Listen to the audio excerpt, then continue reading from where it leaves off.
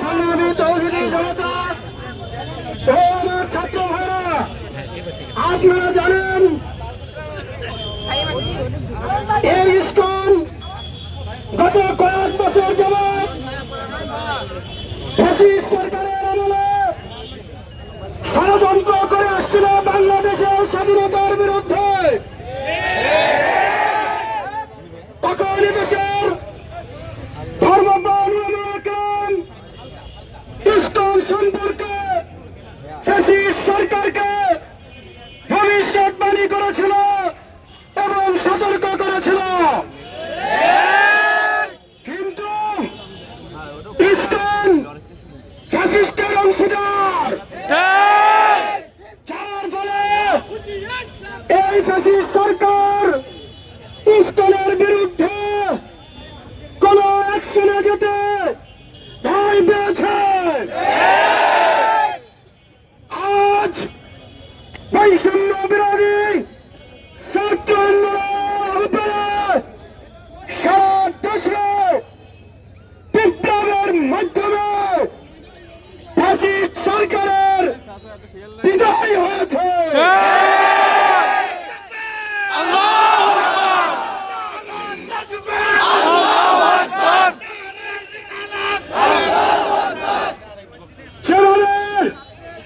Fascist সরকারের বিদায় হয়েছে, একইভাবে বাংলাদেশের মানচিত্র থেকে ইসকনের বিদায় এদেশের জনগণ দেখতে চায়।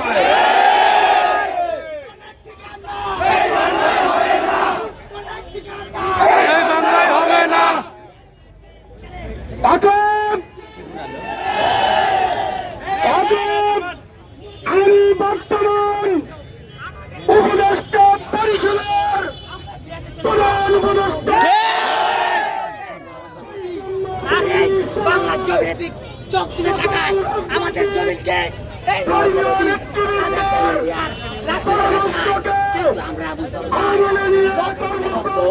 জীবন দিতে প্রস্তুত, তবুও 1 ইঞ্চি বাংলার জমিনের মাটি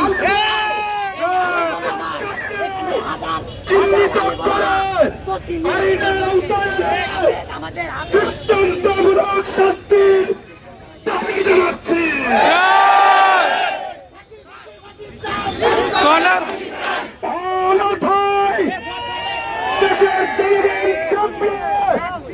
আপনি ইসকনের একটি বাচ্চাকেও খুঁজে পাবেন না। হুঁশিয়ার করে দিতে চাই, ইন্ডিয়া আপনি দীর্ঘ 16টি বছর এদেশের মানুষের উপর নির্যাতন করার জন্য হাসিনাকে ক্ষমতায় রেখেছিলেন। এখনো তাকে আপনি আশ্রয় দিয়ে আপনি এই দেশের মানুষের সাথে বেইমানি করে চলেছেন।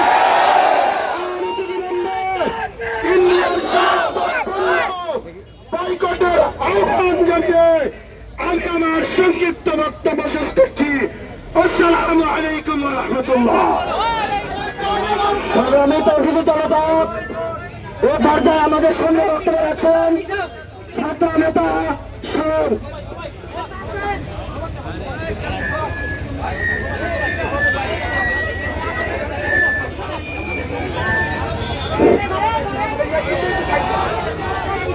সংগ্রামী তৌহিদি জনতা, সংগ্রামী ছাত্র জনতা, মুসলমানরা কি হাতটা চালে? মুসলমানদের রক্তে রাসূলের রক্ত লেগেছে। সংগ্রামী তৌহিদি জনতা, আপনারা দেখেছেন পতিত ফ্যাসিস্ট সরকার এর মদতে ইসকন নামক জঙ্গি সংগঠন বাংলাদেশে একটি সাম্প্রদায়িক দাঙ্গা লাগানোর চেষ্টা করছে। আমরা কি তাদের এই ষড়যন্ত্র সফল হতে দিতে পারি?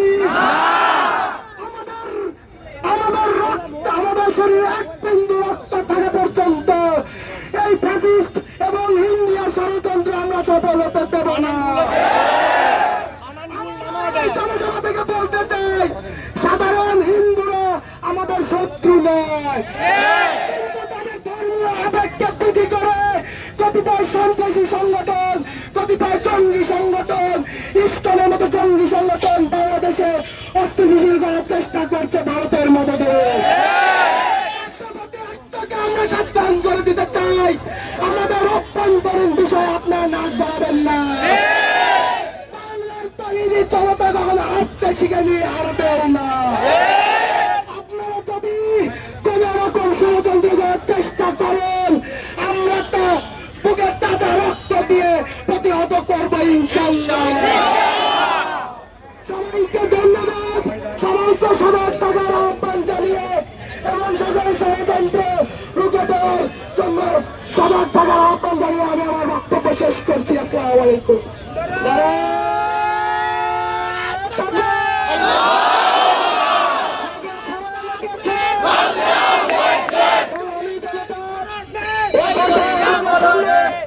কথা বলছেন ছাত্রনেতা হাবিব।